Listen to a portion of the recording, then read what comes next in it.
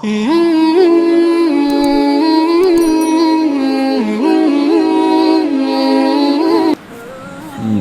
قول النبی صلی اللہ علیہ وسلم اللہم صلی علی محمد وعلی آل محمد.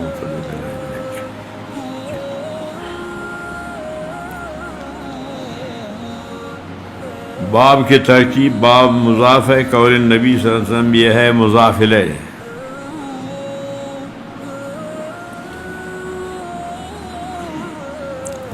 الدین یہ مبتدا ہے، النصیحت یہ خبر ہے.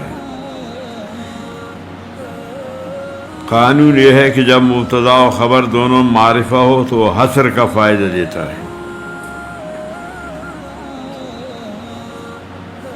کہ نصیحت و خیر خواہی دین میں ہے.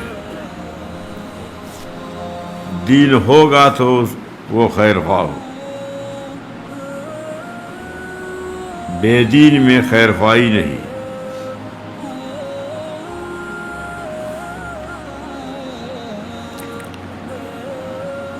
یہ جملہ بن کر پھر یہ قول کا مقولہ منصوب مفعول ہے. جملہ بن کر پھر یہ مضاف الیہ ہے باب کا.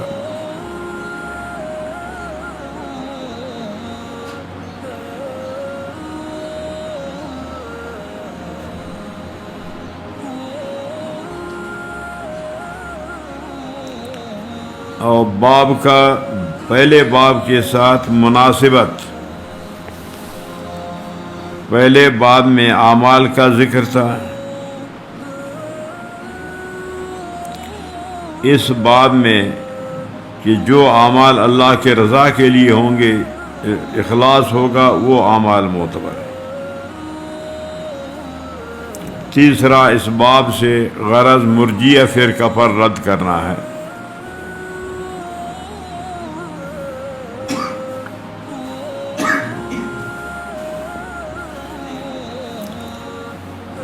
الدین النصیحہ،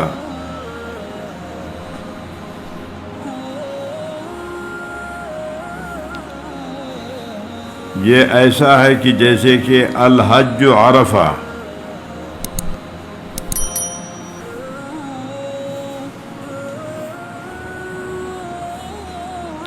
کہ حج کے ارکان میں سے اہم رکن وہ عرفات ہے. وقوف عرفات نہ ہو تو حج نہیں ہوگا.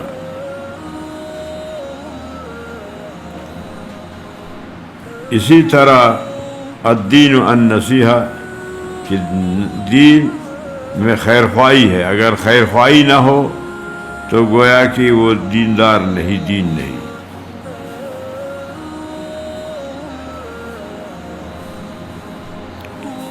یعنی دین کے اہم ارکان میں سے نصیحت ایک رکن ہے. جس طرح کہ حج کے اہم ارکان میں سے عرفات، وقوف عرفات رکن ہے.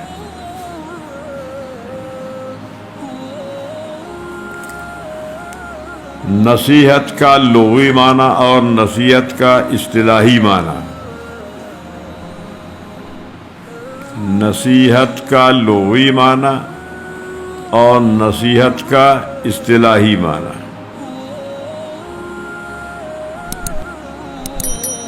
لغت میں نصیحت کا معنی ہے سلائی کا، کہ کپڑا پھٹ جائے اس کو سلائی کرتے ہیں. اسی طرح گناہ سے دین میں شگاف پیدا ہوتا ہے تو اس شگاف کا سلائی توبہ ہے.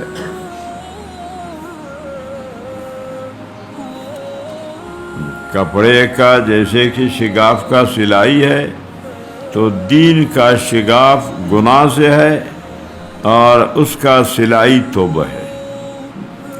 تو نصیحت کا معنی سلائی کرنے ہے. خاط الرجل ثوبہ، نصح الرجل ثوبہ معنی اے خاطہ، کہ اپنے کپڑے کو آدمی نے سلائی کیا. نصح الرجل ثوبہ، نصح الثوب معنی خاط الثوب. تو لغت میں سلائی کرنے کا معنی ہے نصیحت کا، ایک معنی، اور دوسرا معنی صفائی کا ہے۔ نصحت الاصل من الشمع، نصحت الاصل من الشمع، شاد کی مکی، شاد کے جالہ سے شاد کو نکالنا، اس کو نصح کہتے ہیں کہ شاد مکیوں کے جالہ میں ہوتا ہے، مکیوں سے جالہ سے اس کو صاف کر نکالنے کو نصح، صفائی کا معنی۔ تو ایک معنی خیاطت سلائی کا ہے، دوسرا معنی صفائی کا ہے، نصیحت کا۔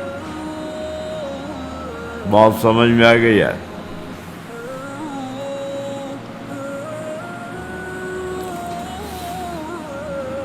اصطلاح میں نصیحت کا معنی بذل المودۃ والاجتہاد فی المشورہ،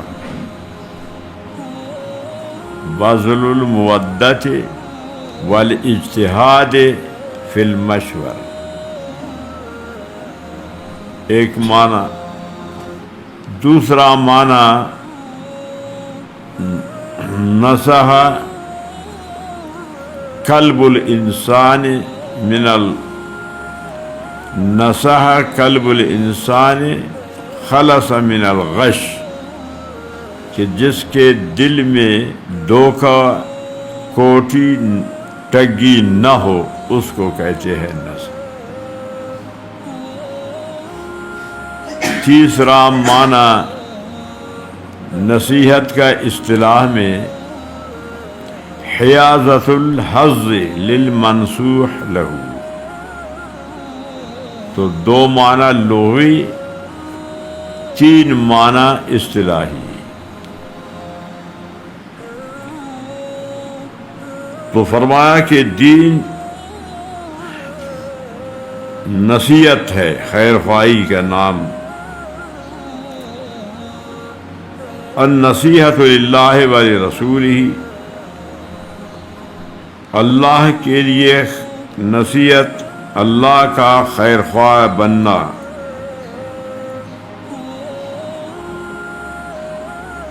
اللہ کے لیے نصیحت کا معنی ہے کہ اللہ پر ایمان لانا، ایمان باللہ، نفی الشرک، ترک الالحاد، قیام علی طاعہ، اجتناب عن المعصیہ، یہ ہے نصیحت اللہ، اللہ کی خیر خواہی، کہ اللہ پر ایمان لانا، شرک سے اپنے کو دور رکھنا، الحاد و بے دینی کو ترک کرنا، اللہ تعالیٰ کے اطاعت فرمان برداری پر قائم رہنا، معصیت سے اجتناب کرنا۔ بات سمجھ میں آ گئی؟ یہ تو اللہ کے لیے نصیحت۔ وَلِرَسُولِهِ، رسول کی نصیحت، کہ رسالت پر ایمان لانا کہ اللہ کا رسول ہے،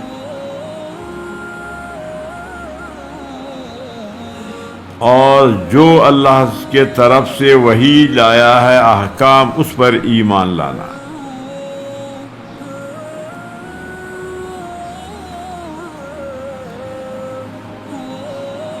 امر و نہی پر ایمان لانا کہ نبی کے طرف سے یہ امر ہے، یہ نہیں۔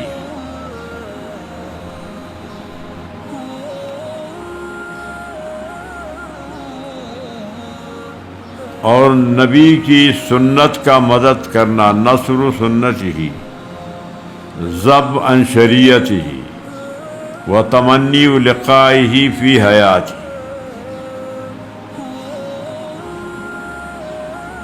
یہ رسول کی نصیحت ہے، اور اہل بیت سے محبت کرنا یہ رسول کی نصیحت ہے۔ تخلق باخلاقہ، تعدب بآدابہ، نبی کے اخلاق کو اپنے میں پیدا کرنا، نبی والے آداب کو اپنے میں پیدا کرنا، یہ ہے نصیحت الرسول۔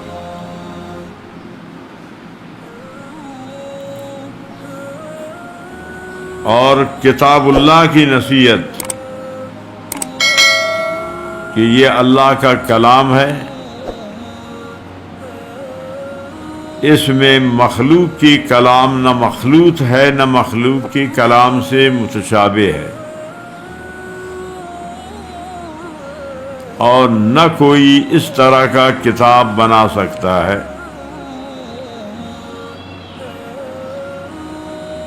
اور تعظیم کتاب کا، تلاوت کتاب کا، اور کتاب کا علم فہم حاصل کرنا، یہ ہے نصیحت خیر خواہی کتاب۔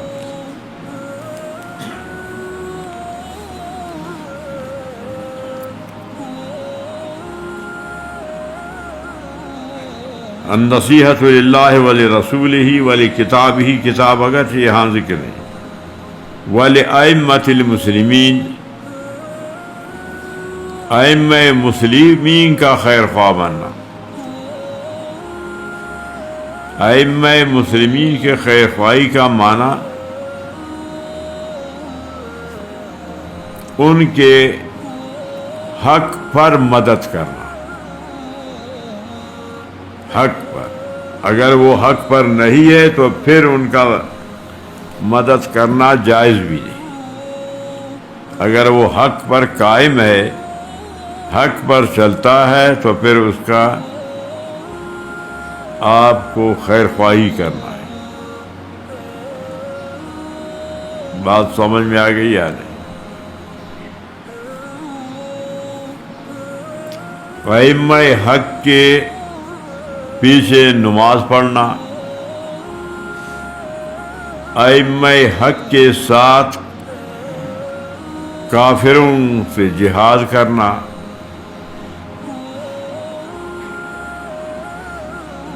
یہ ائمہ کی نصیحت ہے، خیر خواہی ہے۔ ائمہ کون ہے؟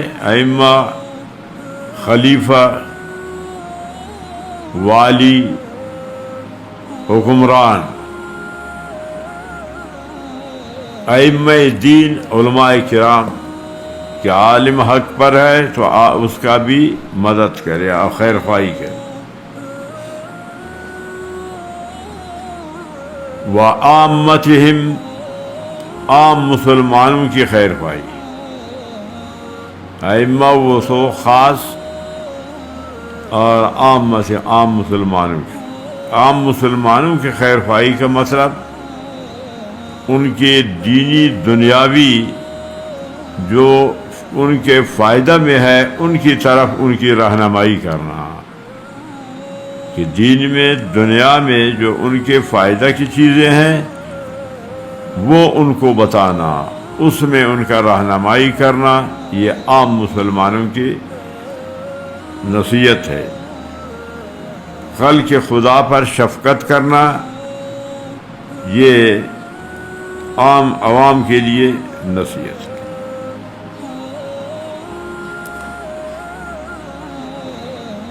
یہاں ایک سوال وارد ہوتا ہے، لأئمۃ المسلمین، یہاں لام حرف جارہ کو ذکر کیا، وعامتہم یہاں لام کا اعادہ کیوں نہیں کیا؟ وَلِعَامَّتِهِمْ کہنا چاہیے، یہ ہے سوال۔ اس کا جواب یہ ہے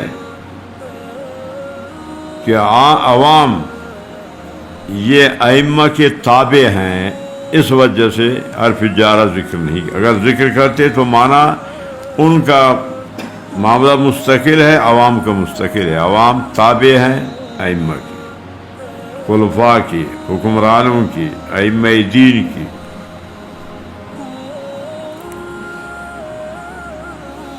وقولہ تعالی، یہ قول عطف ہے قول نبی پر، معطوف علیہ مجرور ہے تو یہ معطوف بھی مجرور۔ یہاں سے یہ قرآن کریم کی آیات کو اس حدیث کی تاکید کے لیے، تائید کے لیے ذکر کر رہے ہیں۔ الدین النصیحہ یہ حدیث ہے، اذا نصح اللہ ورسولہ قرآن کی آیات ہے، اس حدیث کے تائید کے لیے اس آیات کو امام بخاری رحمۃ اللہ علیہ نے ذکر کیا۔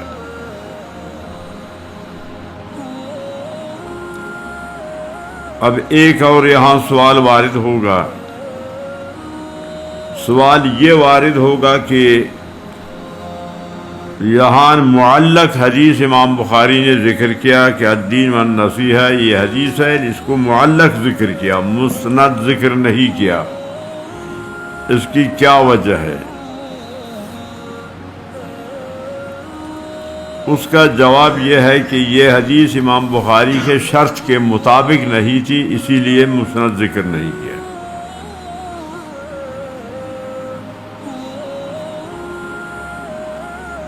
امام بخاری رحمۃ اللہ علیہ نے اپنے استاد علی مدنی سے سوال کیا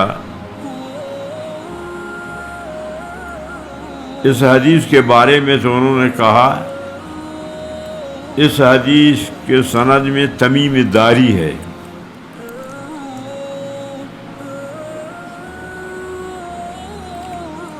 اور تمیم داری کے سند میں، طریق میں ابو صالح ہے، سہیل بن صالح، سہیل بن صالح، اس کا بائی وفات کیا، تو بائی کے غم کی وجہ سے اس کا حافظہ کمزور ہو گیا، پھر اس سے بہت سے حدیثیں نسیان ہو گئے، بھول گئے۔ اس وجہ سے امام بخاری اس کو، کہ چونکہ ان کی شرائط کے مطابق نہیں تھی، معلق ذکر کیا، اس کو مسند ذکر نہیں کیا، یہ ہے وجہ۔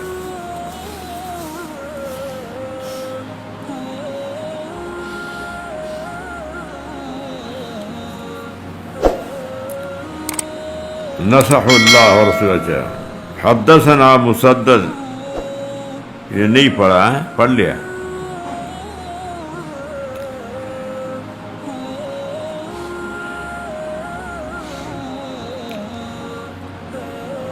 اس حدیث کو امام بخاری رحمۃ اللہ علیہ ایک تو یہاں ذکر کیا کتاب الایمان میں، دوسرا کتاب الصلاۃ، تیسرا کتاب الزکوٰۃ،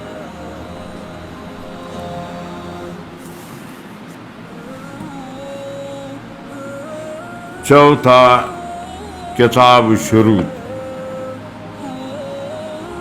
چار جگہ اس حدیث کو ذکر کریں۔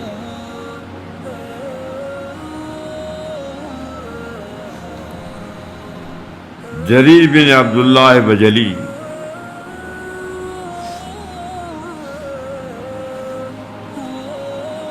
جریر کو یوسف حاضل امہ کہا جاتا ہے، کہ یہ حسین جمیل تھے یوسف علیہ السلام کی۔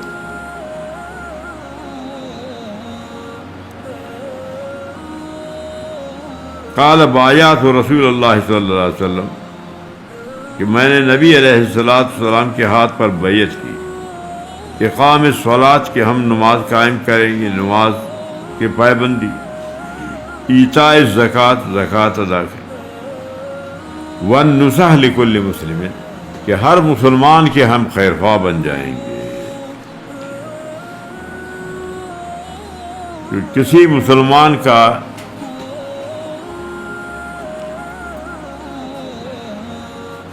کینہ و حسد اپنے دل میں نہیں رکھیں گے. چلو آگے.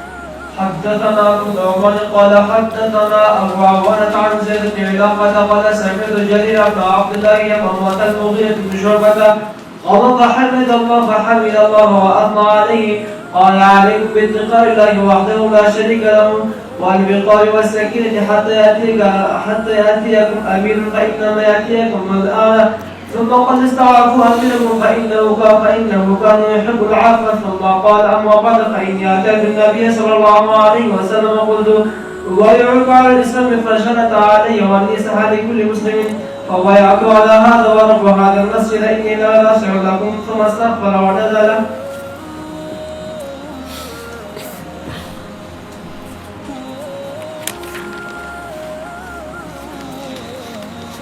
اس حدیث کو بھی دو جگہ ذکر کریں گے، ایک یہاں کتاب الایمان، آگے پھر کتاب شروط میں.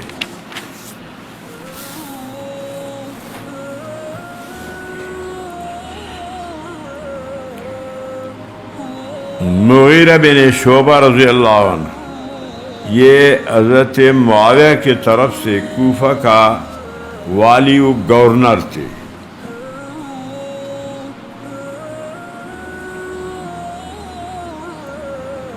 مرض موت میں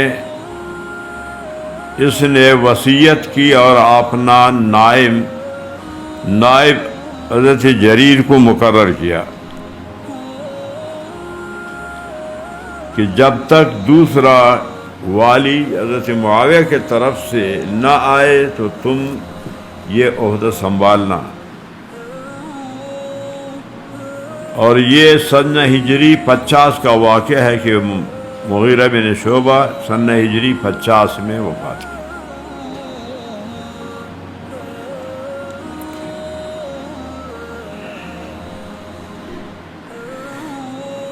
زیاد بن علاقہ کہ میں نے جریر بن عبداللہ سے سنا جب کہ مغیرہ بن شعبہ وفات کیا، قام فحمد اللہ، کھڑے ہو کر کے اللہ کی تعریف کی، خطبہ پڑھ لیا، اللہ کی ثنا بیان کیا. وقال علیکم باتقاء اللہ وحدہ، تم لوگ اللہ سے ڈرو، اللہ کا خوف اپنے دل میں پیدا کرو، جو ذات ایک ہے، لا شریک لہو، کہ اس کا کوئی شریک نہیں. والوقار بفتح الواو، والوقار والسکینہ، علیکم کم الوقار والسکینہ. علیکم یہ اسم فعل بمعنی الزمو، اسماء افعال میں سے اسم فعل علیکم بمعنی الزمو، تم لازم پکڑو وقار سکون کو، عزت کے ساتھ وقار کے ساتھ رہو، جزا فضا مت کرو. یہ اس لیے کہ جب کہ کوئی بڑا آدمی حکمران مر جاتا ہے تو لوگوں میں کچھ تشویش و پریشانی، اضطراب پیدا ہوتا ہے، اس لیے ان کو تلقین کیا کہ تم پریشانی اضطراب سے بچ کر وقار کی عزت کے ساتھ رہو. حتیٰ یاتیکم الامیر، تاکہ تمہارے پاس امیر آ جائے. ایک احتمال یہ ہے کہ آپ نے طرف اشارہ کیا حضرت جریر کہ میں نائب ہوں مغیرہ بن شعبہ کا، امیر ہوں میرے آنے تک.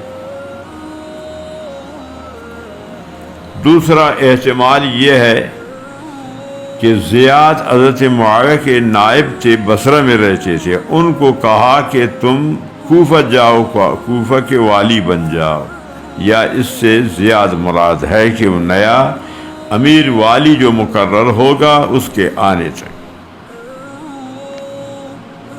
فَإِنَّمَا يَأْتِيكُمُ الْآنَ، ابھی تمہارے پاس امیر آنے والا ہے، یعنی اپنے طرف اشارہ کیا یا نیا جو والی ہے اس کی. ثم قال، فرما استعفوا لامیر، جو وفات کیا ہے تمہارا امیر وہ معافی کو پسند کرتے تھے، ان کے لیے تم اللہ سے معافی طلب کرو، فإنه كان يحب العفو۔ ثم قال، پھر فرمایا، اما بعد، اللہ کے حمد و ثنا کے بعد، انی اتیت النبی صلی اللہ علیہ وسلم، حضرت جریر فرماتے میں نبی علیہ السلام کے پاس آیا، قلت ابایعکم علی الاسلام، میں اسلام پر بیعت کروں گا، تو شرط علیہ، نبی علیہ السلام فرماتے ہیں بالکل صحیح ہے، بیعت کر سکتے، لیکن ایک شرط ہے، وَالنُّصَحْ لِكُلِّ مُسْلِمٍ، کہ ہر مسلمان کا تم خیر خواہ بن جاؤ، کسی مسلمان سے تمہارے دل میں حسد، بغض، عداوت نہ ہو۔ حضرت جریر فرماتے فبایعتہ علی ذالک، اس شرط پر کہ میں بھی ہر مسلمان کا خیر خواہ بنوں گا، میں نے بیعت۔ وَرَبِّ هَذَا الْمَسْجِدِ، فرمایا قسم ہے اس مسجد کے مالک کا،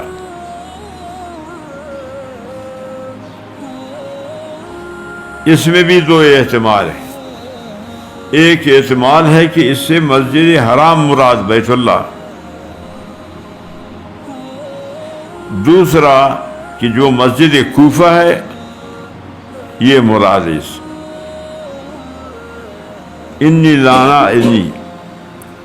انی لناصح لکم، اس مسجد کے رب کا قسم کہ میں تم لوگوں کا خیر خواہ ہوں، حضرت جریر نے فرمایا۔ ثم استغفر، پھر استغفار پڑھ کے نزل، کہ ممبر پر تھے تو نیچے اترے ممبر سے،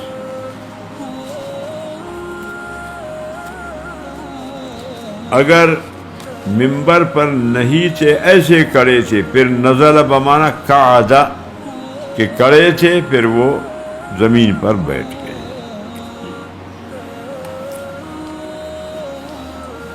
یہاں کتاب الایمان ختم ہو۔